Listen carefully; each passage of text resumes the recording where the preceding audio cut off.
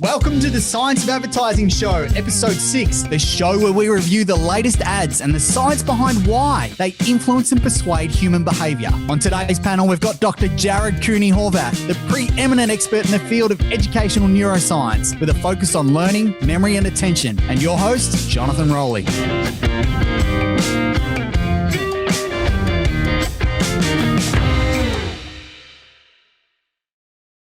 All right, and on today's show, we've got a big lineup, but first we've got some ad out of the US from Busch. Let's cut to it now. A Busch Light update has finally arrived. Meet our newest product, Busch Light Apple. The crispness of Busch, the light sweetness of apple flavor. It's like the sound of refreshment meets the taste of the orchard. Busch. Get them Get them while they're cold. There we have it, the latest from Busch. I'll kick off. I'll take this over, Dr. J. Start me off here. Start you off. Mate, I simply love this. As soon as I saw it, I was just like, genius. Very cheap, very cheerful, filmed under COVID conditions. The one thing I loved about it was it really anchored it to Apple. Like, it's a new brand, it's Apple, which is the Apple launch, and it's just taken the piss out of Apple. In a way, it's got a Steve Jobs kind of mock product launch, which is its own product launch of sorts. So yeah, I simply love this creative, but yeah, keen to hear your thoughts. Yeah, it's exactly what you just said. It tied two ideas together incredibly well. Like, usually when you take the piss on something, it's going to miss 90% of the time. It's like, ooh, everyone else has already done that. Ooh, that ain't good. They took the piss while staying in their own character. Instead of the black turtleneck, they had the lumberjack turtleneck, all looking good. So in terms of the piss take, brilliant. And the good thing, and I actually see this kind of theme running through what we're doing today, is the catchphrase. When they open it up and it goes, Busch. It's like, that's the sound of your can opening. Every time I open a can, I'm now going to go, Busch.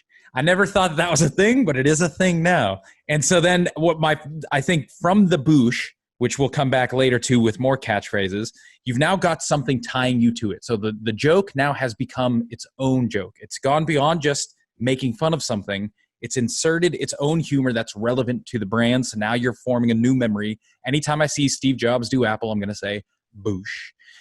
And then for anyone who just didn't quite get the joke, they stretched out that apple at the end. And that I thought was, at first I'm like, ooh, that's a hard move. But then I thought, you know what, that's actually a fairly smart move, because some people won't have put two and two together. So by extending the apple, it forces you to think about this one word. And that's when a lot of people might go, oh, I see what they're doing. So kind of a smart move. That may have come like after they tested the ad, and maybe some people didn't get it and they figured out, okay, we need to just make it very clear at the end that we're talking about Apple here. Did you get it? Wink. So actually, I thought the execution was brilliant on that one.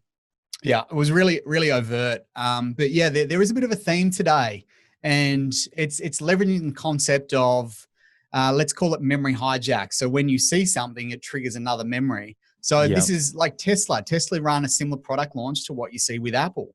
This has become the product launch, or the way you launch product with these really, really large brands. So if you can anchor your brand to it, and especially with a mnemonic, very, very powerful. Yeah, so if you think about it, so let's strip that back for the hijack. So the idea that, for the viewers, that memories are all tied together into giant networks that we call schemas. And the idea is that if you access one of those memories, all the really close associations will get activated with it, and it becomes easier for you to think about. So a lot of the time, ads will try and build entire new schematas in your brain for you, and it just takes a long time to build one. So a much easier route is to take a schemata that we know people already have and just sneak yourself right in there, so you're a real close association. So anytime they activate this other memory, boom, love it or hate it, you're now there with them. And so that's what Busch did here. Now, anytime you see Steve Jobs or anyone doing that, we're going to think Busch, because it's now been tied in. They had to do, like you said, John, minimal effort, minimal cost, smart thinking, and they've now kind of built themselves into our brain, which was a really good move. Yeah, it goes back to the point, when you've got a great idea and you execute it well, you don't need big budgets. This was a really low cost, cheap and cheerful, but just a really nice idea. Apple launched new product, how do we do an Apple launch that just takes the mickey out of Apple itself, memory hijack, seamless execution, and then just making sure it was very overt with that Apple, that sort of catchphrase that ran over the top. But I really like the mnemonic, just that Busch. You can see people every time they open a can, they're just like Busch. Skaboosh. And every time they do it. In college, that's going to go big now. Every kid in college is going to start doing that for the next couple of months. That's my call. All right, now let's change gears. No pun intended. Let's look at compare the pair. We've got the latest from Mercedes and the latest from BMW. Let's cut to the footage now.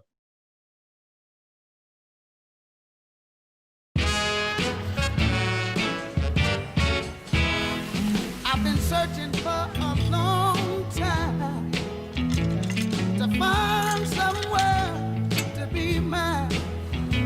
I never thought you'd come. If only finding the one you really want was as easy as with the new Mercedes-Benz online showroom. Compare every new car in stock today and see the latest offers. Search Mercedes-Benz online showroom today.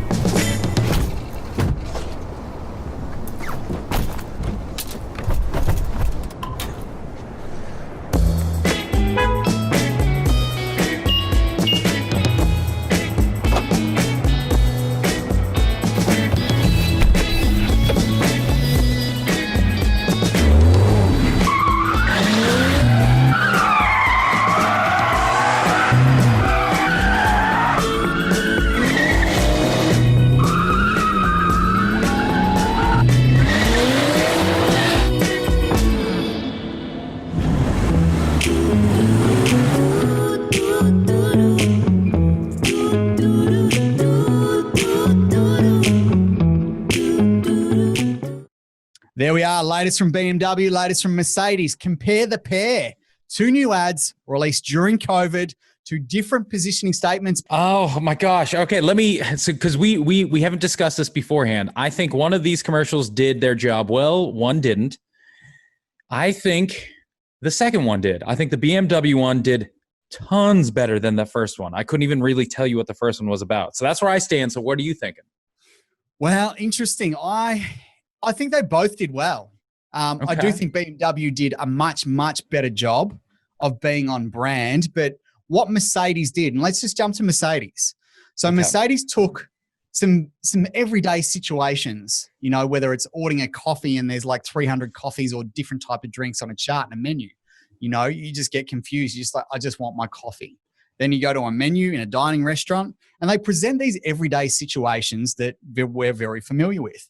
So the theme is they've shown three different situations that we're very familiar with and they've tied it to what they've done with Mercedes. So it's basically a product selector. I'm here, help me choose my product.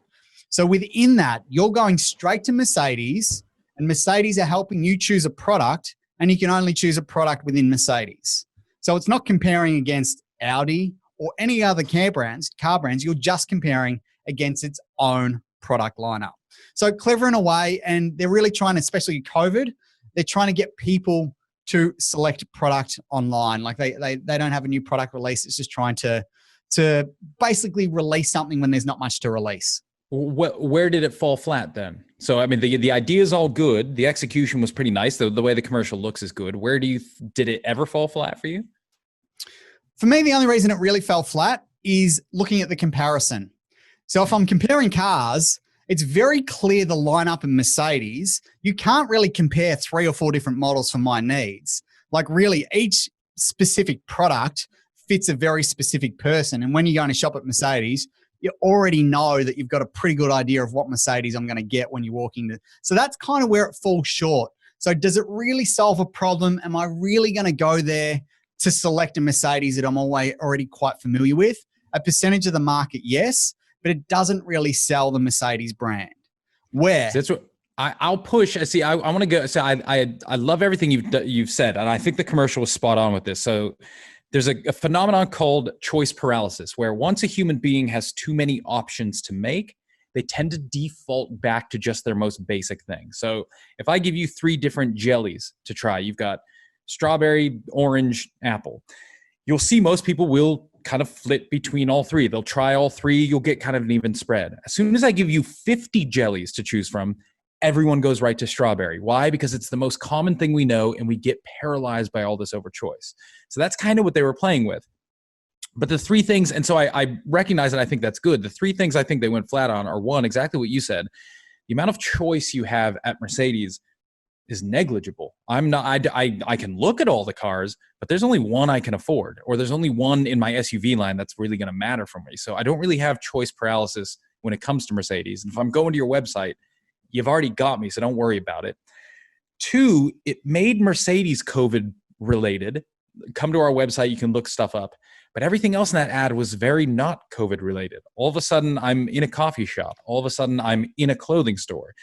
You can't give me 3 live scenarios and then take me into a digital scenario. The 2 don't gel. So if you would have given me 3 digital scenarios, fine. Now I can come on and say, now I can see what I can do over here. But the disconnect is just like, it's chalk and cheese. And the third thing is, until you said Mercedes, I had totally forgotten it was a Mercedes commercial. I have no clue what the brand was. I never saw it printed anywhere. It was there, I guarantee, but nothing about the brand itself stuck out in my mind. What stuck out was there is a hell of a lot of choice paralysis in the world. Man, it's kind of nice to stay home where I don't have to look at 16 different cups of coffee. So I never tied the memory to that brand, unfortunately. You know what? I'm just reversing my decision after what I've just heard, which is interesting because I was bouncing around as I was viewing it, but it wasn't top of mind right there. I was more focused on what was happening with tying the communication together, but it makes perfect sense. Yeah, like totally aligned in that. And yeah, mate, I couldn't agree more now. That's right. You've got me. But now so what do you think about the BMW one? Mate, BMW, I simply love this. Very different for BMW. BMW is usually quite serious in their execution, and it's all about the driver, and it's all product preference. They want to show the vehicle exerting itself, thrashing itself around corners, and the driver there just really enjoying himself. So for me, the interesting thing, they used prediction break humor to set it up to tell this story that was quite engaging, that's quite relatable as well. But then they really do change gears as he jumps in the car and he's throwing this thing around everywhere, which they're demonstrating the performance. They're demonstrating the steering. Like they're really showing this car in full flight, which is what you want to see from a performance car or a sports car like this, but it ties it to the brand as well. It's very memorable from a BMW perspective. That's what, if you talk about, you always bring up this idea of kind of like the hero shot or the hero object. And in this commercial, the hero was the BMW. If you go back to the last commercial, the hero was the computer. You can look up cars on your computer. Congratulations. Here, the hero is the car. I want that thing. And I think you're right. I think they juxtapose that kind of prediction break, that silly humor at the front end that we all kind of recognize. And then they showed all the features of the car that make it strong. The door opened on its own. The thing starts on its own. The steering will now help you become a good driver. You can suck, and BMW will still make you that awesome Steve McQueen type of driver you always wanted to be. Get in there, go for it. And I remember the brand. It stuck with me, and I knew what I was paying attention to, and I thought that was wonderful execution on that one. This is really interesting. I'm actually in the middle of working with a brand. It's a brand new brand that we haven't really previously engaged with. Like, it's quite a big brand overseas, but it's nowhere near living its potential over here. Yeah. And interesting enough, as we go through the last 2, 3, 4 years of creative execution, it's all big top line, like this beautiful creative. Nearly the creative is the hero. Yeah. The innovation to the product or the product itself takes a second seat at best. They really don't demonstrate, yes, this is an amazing product, but here's why. Whereas if you look at like a Dyson creative, do you know, it's all about, here's our innovation, here's why we built it, and here's exactly why no one even comes close to a Dyson. And that's why they dominate vacuum cleaners. And so you can't miss, the hero is the product. You can't miss the hero. it. the hero is the product. So that's the product, but you got the supporting information around it as to why it's the hero. Like some brands call this the RTB, the reason to believe. Here's the hero, but here's why it's the hero. So you sort of anchor the brand, because interestingly, the brand that we're working with or about to work with at the moment, the number one reason people don't buy this brand is they're just not familiar with what they actually are or why they're special or why they're distinctive, because it hasn't had the supportive framework around it. It's just, we're the hero, we're great, we're expensive.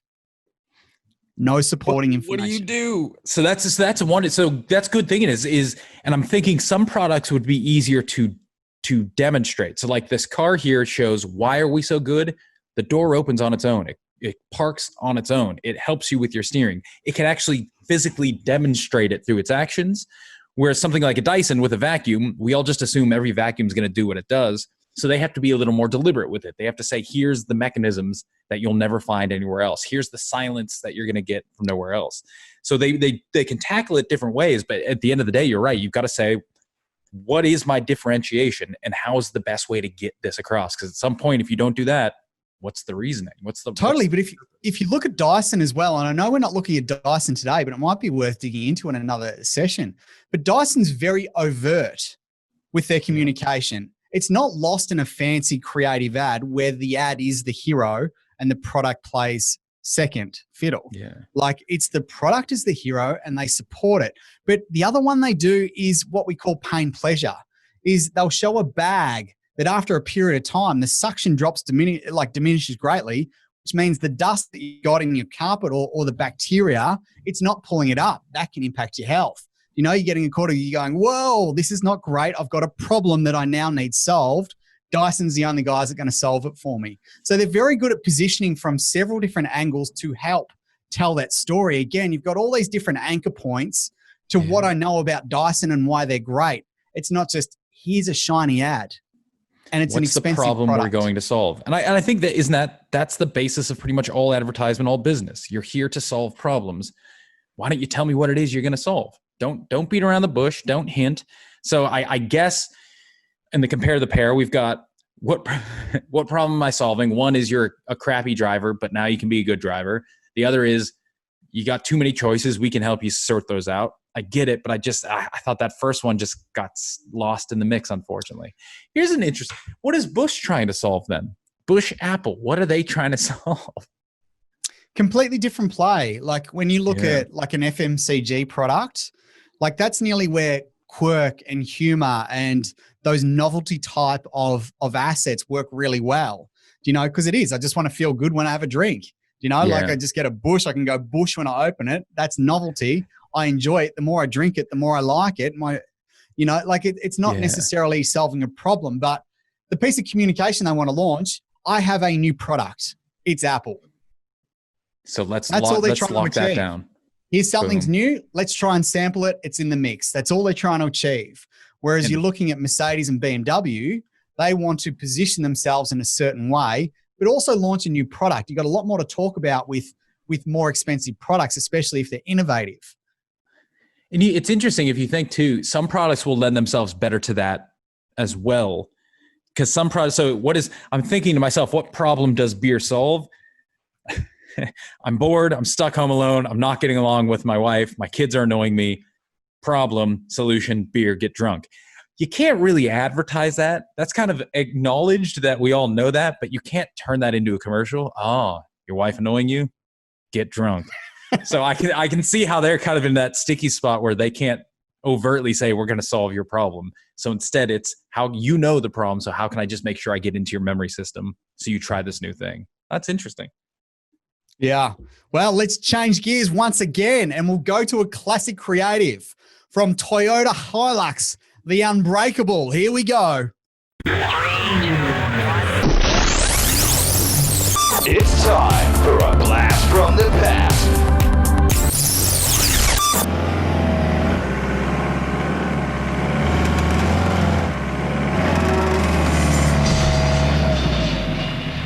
Bugger.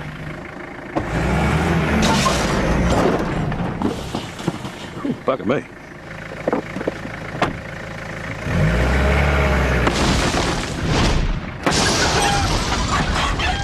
Bugger. Easy now, son. Ooh, bugger. You Brent. Bugger. Bugger. Bricks, topsoil, planks. Topsoil, planks, handbrake.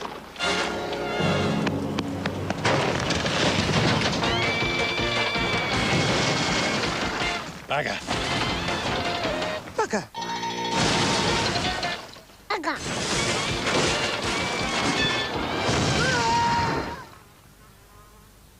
Bugger me. Bugger. Will always look good in a Hilux. There we have it. Toyota Hilux, the unbreakable. Jared, I'm not sure. Did you actually ever see this, or this is way before your time? We did not have Toyota Hilux. We had Toyota, no Hilux in the US. So this is my first time seeing this commercial. Do you remember it growing up? Oh, vividly, like really vividly. I remember the ad, and more importantly, where we're going to go. But like, without you living it, can you see from afar? Like, I'm very curious to get your thoughts on this creative. So I loved the heck out of it in that it was just this continuously building momentum thing where the very first joke you don't really get, something happened, but you're like, and then it just keeps escalating sillier and sillier till you finally get the joke, the fact that this thing is so powerful and unstoppable that nothing can get in its way. And then you get your acoustic coating. It's similar to the Busch, where now you have bugger. Now, here's the weird thing is apparently on YouTube, it said that ad was banned. So I'm guessing bugger is a bad word, or was at some point. It was never in the US. Why would that ad have been banned? Well, Google it at some time to search the definition, because it probably got a lot of mums like my mum knows out of joint. Because like one thing that did happen, as soon as that ad came out, not only did you associate Hilux with powerful, but very entertaining ad, but you had kids running around everywhere. As soon as anything happened, it was like, bugger, ooh, bugger me. Like, and previously, like I grew up in a non-swearing household, and all of a sudden you've got kids running around saying bugger, thinking it's funny, but also acceptable. Yeah, it is though, isn't it? What's wrong with is bugger? I know what I'm guessing it means to fornicate with another human being, but is that like as bad as saying the F word? No, it's not. But I think it was just the volume of kids that started saying it. And every time you say it, you think of Hilux, like incredibly clever, like brilliant. But when I dig into the ad, you go, it does escalate and it does escalate and it does escalate, and it's very entertaining. And it gets across their proof point. This thing is powerful. Look at some of the silly situations that it does. And because it is humorous, you do get a lot of liking to it. But bugger, you're looking at the encoding of that. Not only do you say it, but it says it 5 times in the ad. And it got me thinking about episodic memory and semantic memory. Ooh, what are you thinking? So episodic memory is one exposure, tied to a time and place. Semantic memory is 3 or more exposures to form your own independent version of that event. So in this one ad, you've got 5 different exposures of bugger said different ways that forms your own independent version of bugger. In one ad, you've literally anchored that word to Toyota Hilux and it's set. And every time you say it, it just gets deeper. So very clever. And the continuation of this, which wasn't anywhere near as successful, like this one was incredible. And again, the reason this is also incredibly successful, it knows its audience. It was talking to farmers. Farmers use Hiluxes day in, day out. And it also appeals to tradies, because they're a similar type of character. But yeah, they just absolutely know their audience. But the next ad, which was they tried to be more funny and quirky and a bit more skittish, and it was specifically targeted at tradies, didn't work anywhere near as well. But again, they said bugger 5 times in the same ad and included a baby and some other characters as well. But interesting for me, that was my big takeaway. If you want to own a word, say it in different situations. So rather than just one chance of trying to recall it, let's just hammer it home in one ad. And for me, going back to BMW 60-second creative. Hilux, 45-second creative. Yeah. Longer than the norm. The norm now is 15 seconds. Everyone's trying to tell their message in 15 seconds. It used to be 30. Before that, it used to be 60. It's just getting shorter and shorter and shorter. But if you're looking at memory formation, sometimes you need the longer form to embed it effectively. And you can only break a prediction once, but once you do, you have to do something with it. So in 15 seconds, I can break a prediction. But then, as you said, now I've got to pound something home. And that could take time. Give me my 45, give me my 60, build a story.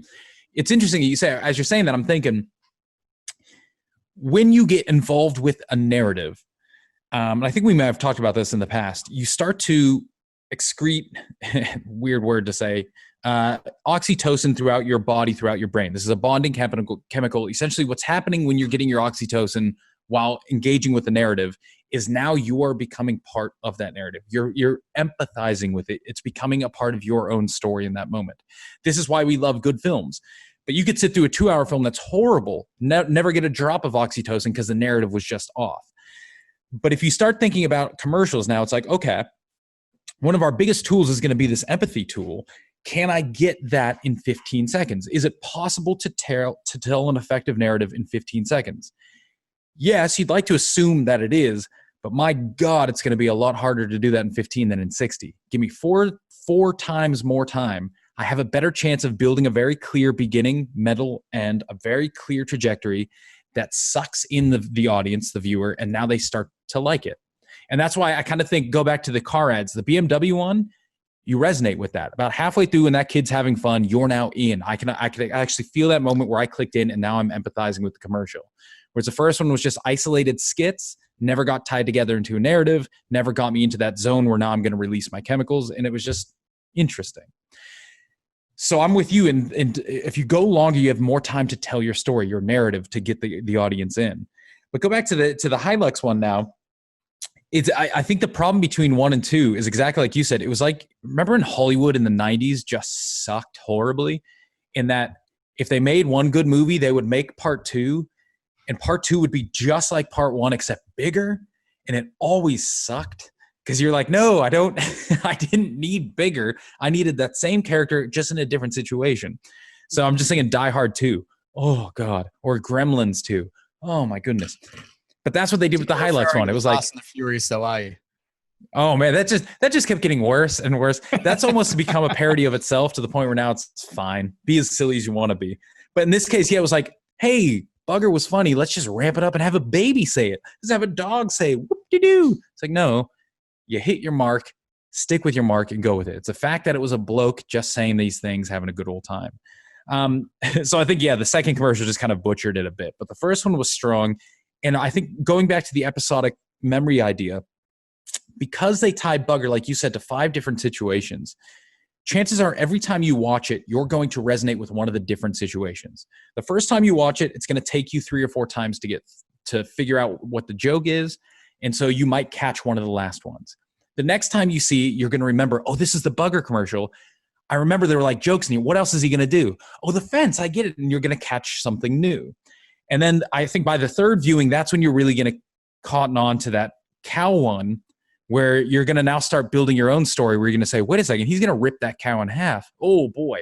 So that's why they don't show the cow actually flying. I guess the joke is cow didn't quite make it through that one. But these are all things, it's just a building. Once you build, you've given me enough with enough sustained attention to build a memory towards the end that now every time I want to come back and I want to pay more attention to see what else am I missing in this commercial. Recently, Specsavers did something very good. I only saw the commercial once and it pisses me off. It was a commercial, and then right at the very end, it said 10 things were wrong with this commercial. Did you spot any of them? And I said, no, of course I didn't. But I never saw the commercial again. I was dying to see the commercial again because now you've just given me a challenge. Now I'm a part of your game, and I want to see what the heck you're doing to me. Genius. Unfortunately, did you ever see that commercial? No, I'll have a look. Let's get that up. That could be for one of the next ones, but yeah, but that's another good way. It's a sustained commercial that just keeps bringing you in. It makes you a part of it. So just while we're on talking about length of creative, interesting to note, there's a study out of the US called the mere exposure effect. So it's got a range of different names, but in essence, what it's trying to unearth is how many times does an individual need to be exposed to a branded piece of communication before you consider it. So not to buy, just to consider. So in 2005, when the study started, it was measured at 5.2 times. So you needed 5.2 branded exposures before you'd then consider that brand in part of the consideration set. 2012, fast forward 7 years, it was measured at 12.8 times. Fast forward to today, the paper's being released early next year. It's expected to be well over 20 times. 20 exposures required before you even consider the brand. So 2 driving forces there to break it down. First driving force, the media we're using to connect to individuals, we're using shorter and shorter form, that we've got less and less an attention on these platforms. So whether it's social, whether it's YouTube, YouTube, you're running 6-second ads. Like again, as you were just talking about, to get attention, you really only just got attention. How do you actually then start to embed a memory within 6 seconds? Like it's very, very challenging. So and the other thing we're seeing is just the rise of digital in terms of the way we're trying to communicate people, which is that shorter and shorter form. But just a really interesting thing to see the change in habit. But the ads that we like the most in that particular section were all longer form. Yeah. Yeah. If you've got the time, and you think if the longer form can't be done digitally, how much are people spending on digital advertisement, which is going to be far less effective and give you these constraints you can't use, when we still do have TVs? We all still do watch TVs and read newspapers. There are still the old formats out there, which, so far as I'm concerned, still work a whole heck of a lot better. Question for you while I've got you, because there's also a whole heap of research that's come out over the last 3 or 4 years. Yeah. And it states that the bigger the canvas you have with your media, so call it your screen in your lounge room, versus on your phone and that tiny little bit of canvas that you're working with, the better the memory that's formed. Interesting. Could be. Who I would ask about this? So save this for next episode. I'll bring back some answers to this. But Karen Nelson Field out of Adelaide does a lot of research on this, on what percentage of a screen are you using and what impact does that then have on memory or connection with the ad? Yeah. Look, love it. That's a wrap for episode 6. Thank you to Dr. J as always, and look forward to tuning in next time with episode 7. Go the Tigers. They're playing tonight. Go the Tigers.